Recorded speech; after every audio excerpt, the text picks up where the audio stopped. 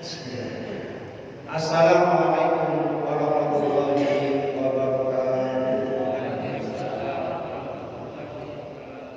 Innal hamdalillah nahmaduhu wa nasta'inuhu wa nastaghfiruh wa natubu ilayh wa na'udzu billahi min shururi anfusina wa min sayyiati a'malina may yahdihillahu fala mudilla lahu wa may yudlil fala hadiya lahu asyhadu an la ilaha illallah wa asyhadu anna Muhammadan abduhu wa rasuluh.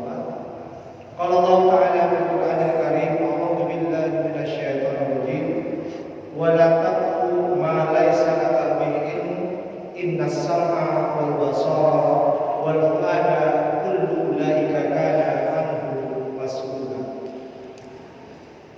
Jamaah salat maghrib yang dimuliakan Allah,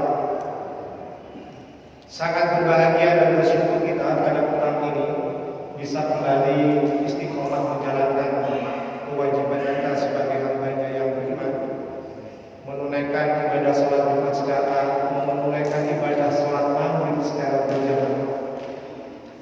Dan juga yang tak kalah bahagianya juga kita juga tetap istiqomah untuk hadir dalam majelis ilmu yang diprogram oleh Takmir Masjid Muhammad ini. Oleh karena itu, sesibuk apapun kita, karena saya yakin semua kita seharian sibuk dengan profesinya masing-masing, tetapi kita masih bisa menyempatkan diri untuk tetap istiqomah berjamaah di masjid ini. Dan yang tak kalah pentingnya juga, kita masih punya kesempatan untuk sedikit demi sedikit mengaji bersama di masjid ini. Jamaah salat maghrib yang dimuliakan Allah, ini merupakan sebuah kebahagiaan yang sangat luar biasa. Tidak semua orang bisa melakukan ini. Walaupun dia punya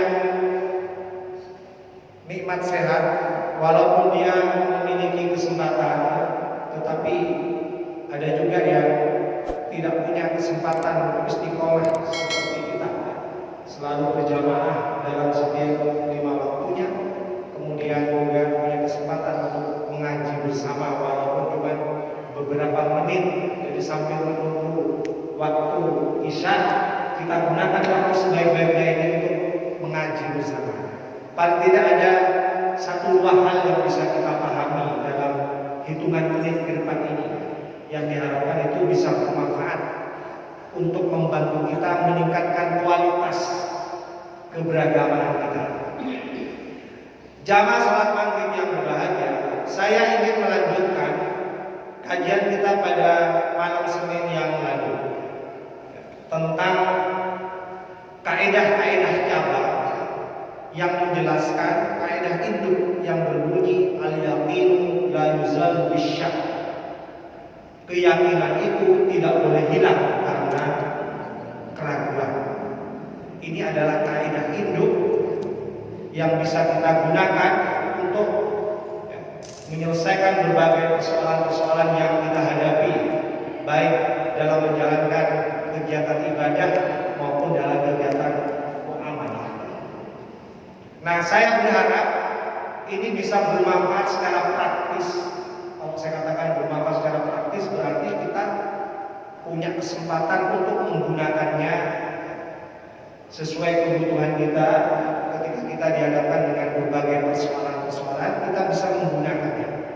Makanya metode belajar yang baik itu, kalau kita bisa menghubungkan antara teori yang kita pelajari malam ini dengan apa yang real yang kita hadapi dalam kehidupan sehari-hari. Kalau kita berhasil menghubungkan, insya Allah ilmu yang kita peroleh itu kerasan ada di pikiran kita, kerasan ada di hati kita, bisa kita jaga dengan baik.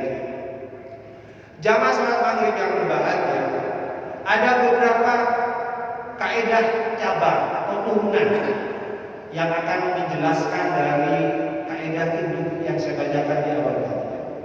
Al-yaqinu la yuzalu bisyak. Keyakinan itu tidak boleh hilang karena keraguan. Nah, bagaimana kaidah induk ini dijelaskan oleh kaidah turunannya, kaidah cabangnya, kemarin kita sudah satu persatu belajar memahami kaidah-kaidah cabangnya. Tetapi sebelum itu saya ingin menjawab pertanyaan yang kemarin melintas di akhir kita mengaji pada malam Senin yang lalu. Kemarin ada pertanyaan yang belum selesai dijawab tuntas. Pertanyaan dari Bapak siapa lupa saya kemarin. Beliau bertanya, bagaimana Ustaz kalau misalnya ada orang yang tidak punya kemampuan untuk memahami dalil, tidak punya kemampuan untuk memahami proses istinbat hukum, yang dia bisa lakukan hanya mengikuti saja. Karena dia sudah sepuh, usianya 60 atas, jangankan disuruh belajar teori, disuruh menghafal kaidah-kaidah fikih, ya, disuruh mikir, ya, disuruh baca tulis saja tidak punya kemampuan. Apakah ada kewajiban harus tetap tahu dalilnya, belajar terus? Nah, saya akan jawab dalam waktu yang singkat sebelum kita masuk ke pembahasan berikutnya. Nah, ini adalah kondisi masyarakat. Pada pertemuan yang dulu saya pernah menyampaikan kaidah induk yang lain yang berbunyi al-masyaqqatu tajlibut taysir. Kesulitan-kesulitan itu bisa mendatangkan kemudahan. Nah, apa yang dialami oleh orang yang diceritakan tadi itu adalah kondisi masyaqqah, itu kesulitan. Dia mengalami kesulitan karena umurnya sudah sepuh, ya, karena pendidikannya yang yang rendah, sehingga dia tidak punya kemampuan seperti kita orang yang berpendidikan, ya, bisa mencerna, bisa mengkaji, bisa memahami apa yang disampaikan oleh para ustaznya. Disampaikan dalilnya kalau kita langsung paham bagaimana prosesnya sampai datang hukum wajib, haram, sunnah. Mungkin kalau kita bisa langsung paham yang dulu. Nah, bagaimana mereka yang tidak punya kemampuan itu? Inilah yang kita sebut dengan al-masyaqqah. Ini adalah salah satu kondisi yang sulit. Nah, orang yang sulit seperti ini tidak bisa dipaksakan sama seperti kita yang punya kemampuan. Makanya kaidah ini akan membantu kita untuk memberikan hukum terhadap orang yang tidak mampu, seperti yang saya ceritakan. Al-masyaqqatu tajlibut taysir. Kesulitan yang dia alami itu, ya, hendaknya diberikan hukum yang mudah. Apa yang mudah bagi dia? Dia hanya bisa mengikuti saja. Ya.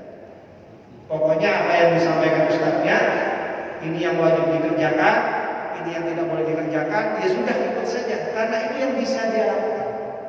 Dia tidak bisa melakukan sama seperti kita, mencerna sedetail-detailnya dalil, mengkaji bagaimana analisisnya menurut metodologinya, usul fikihnya, qawaid fikihnya, ulumul Qur'an, tidak bisa melakukan. Jamaah yang berbahagia, oleh karena itu orang yang tidak punya kemampuan seperti ini tidak kena kewajiban seperti yang saya bacakan di awal tadi. Allah berfirman, a'udzubillahi minasyaitonir rajim, wa la taqfu ma laysa laka bihi. Kamu jangan sampai mengikuti sebuah pendapat, sesuatu yang tidak kamu tahu ilmunya. Kalau ini dimaknai harus tahu detailnya, dalil juga istinbat hukumnya, mungkin untuk kita yang berpendidikan yang masih muda bisa melakukan itu. Tapi bagi mereka yang memang sudah sepuh, usia 70, 80, ya, saya kira tidak harus tahu lah sedetail-detailnya. Sekedar tahu ini hukumnya wajib, ini hukumnya mubah, sudah cukup. Langsung dikerjakan saja. Jamaah yang berbahagia, ini jawaban saya. Kemudian yang kedua, kemarin rame di grup WA, ya, ada yang mempertanyakan, Ustaz, itu kan harus dibedakan antara sesuatu asya, syai'un jamaknya asya, dengan perbuatan fi'lun atau af'al. Ia memang berbeda. Jadi saya kemarin sudah menyampaikan bahwa hukum asal dari fil asya'il ibahah. Hukum asal daripada sesuatu itu boleh. Nah, kalau kita menggunakan kaidah ini berarti itu menunjuk kepada asya. Asya itu adalah benda, sesuatu. Jamak dari syai'un. Misalnya minuman, misalnya makanan. Ya. Hukum asalnya menurut kaidah ini boleh dimanfaatkan, hukum asal. Ya. Nah, kemudian ada yang bertanya, apakah hukum asal daripada perbuatan itu sama dengan hukum asal daripada sesuatu itu? Iya, sama juga, ada kaidahnya juga. Ya, ada kaidahnya juga. Saya sebutkan kaidahnya. Al-aslu fil muamalah al-ibadah. Asal daripada muamalah itu boleh kita kerjakan. Asal, hukum asal. Jadi sekali lagi kita berbicara hukum asal. Al-aslu fil muamalah al-ibadah. Hukum asal daripada muamalah itu boleh. Bahkan dalam kitab yang lain, Ibnu Qayyim juga punya kaidah yang agak lebih panjang, ya. Saya sebutkan al-aslu fil uqud wal muamalah. Asal daripada al-uqud itu perjanjian wal muamalah dan kegiatan muamalah as-sihah, sah, asalnya sah kita kerjakan. Hatta yaqumat dalil, hingga ada dalil, ya. Hatta yaqumat dalil alal butlan, yang menunjukkan kebatalannya, wa tahrim, yang menunjukkan keharaman. Ya. Ini kaidah lain yang juga disebutkan dalam kitabnya Ibnu Qayyim. Ya. Kita baca juga dalam bukunya Muhammad At-Tamimi juga ada kaidah yang mirip dengan itu. Ya. Nah, kesimpulannya adalah baik asal daripada sesuatu maupun asal daripada perbuatan itu pada asalnya itu boleh dikerjakan berdasarkan kaidah ini. Sampai ada dalil yang menunjukkan keharamannya, sampai ada dalil yang menunjukkan kebatalan. Ya. Kita perlu ini tahu seperti ini, ya, supaya kita berada dalam keyakinan. Al-yaqinu la yuzalu bisyak, keyakinan itu tidak boleh hilang karena ragu. Salah satunya kita harus tahu hukum asal daripada sesuatu, hukum asal dari setiap perbuatan. Jamaah yang berbahagia, ini saya jawab pertanyaan yang agak ramai di grup, kalau nggak salah di 2 grup itu. Ya, karena apa yang saya sampaikan ini juga dipublish di channel YouTube saya dan di share di beberapa grup. Ada yang mempertanyakan itu.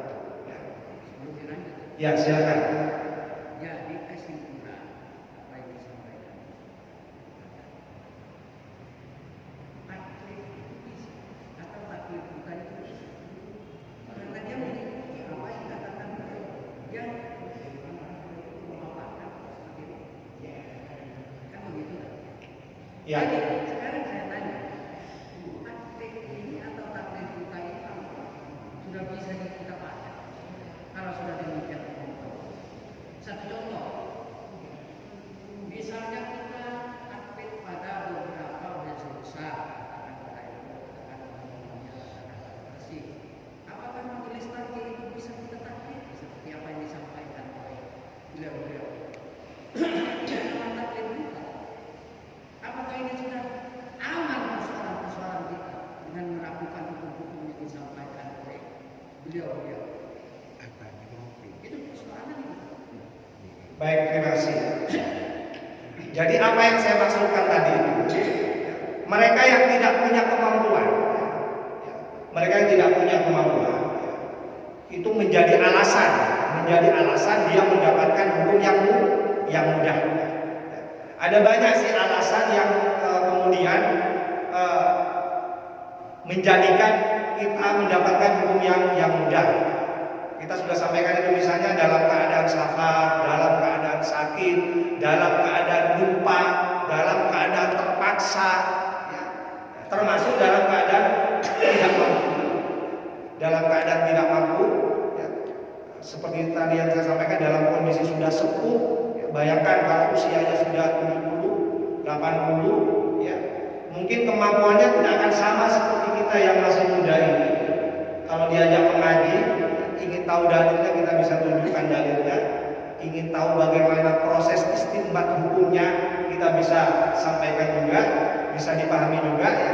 Tapi untuk mereka yang mengalami kesulitan, al-masyaqqah, karena urusan ini, karena masalah usia, sehingga dia tidak punya kemampuan yang sama seperti kita belajar seperti ini, ya. Kalau menurut pendapat saya, ya, dalam kondisi masyaqqah seperti itu dia diperbolehkan sesuai kemampuannya mengikuti sebuah pandangan. Tapi kalau untuk kita yang masih muda, berpendidikan, diajak ngaji nyambung, ya kan, diajak berpikir juga nyambung, ya. Dan saya kira kita lebih baik menggunakan istilah ittiba. Ittiba itu mengikuti sebuah pandangan, tetapi perlu tahu dalilnya, perlu tahu proses istinbat hukumnya. Kenapa ini hukumnya boleh? Kenapa ini hukumnya mubah? Kenapa ini hukumnya sunnah? Mereka-mereka yang punya kemampuan seperti yang saya sebutkan tadi itu wajib ittiba. Sama-sama mengikuti pandangan, pendapat, tapi caranya dengan tahu detail, dalilnya tahu, proses istinbat hukumnya tahu, ya kan? Ini yang disebut dengan ittiba. Saya kira ini berlaku untuk kita.